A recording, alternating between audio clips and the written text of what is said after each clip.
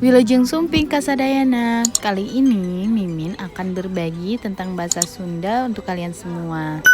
Sebelum mempelajarinya, bahasa Sunda dipakai sebagian besar penduduk Jawa Barat. Bahasa Sunda dikategorikan menjadi dua kategori, yaitu informal dan formal. Untuk contoh informal, yang pertama yaitu rek kamana atau mau kemana.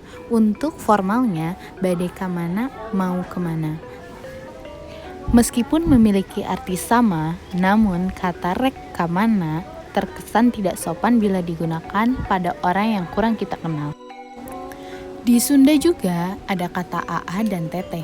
Untuk kata aa dan teteh sebetulnya digunakan untuk panggilan sopan seorang adik pada kakaknya. Untuk arti aa dan teteh sendiri, aa untuk kakak laki-laki dan teteh itu untuk kakak perempuan. Ada juga panggilan-panggilan Sunda lainnya, di antaranya yaitu ada ua, bibi, amang, neneng, atau ujang. Untuk ua sendiri itu artinya laki-laki atau perempuan yang menjadi kakak dari orang tua kita. Dan bibi yaitu perempuan adik dari orang tua atau istri dari adik laki-laki orang tua kita. Dan amang sendiri adalah sebutan untuk adik laki-laki dari orang tua kita.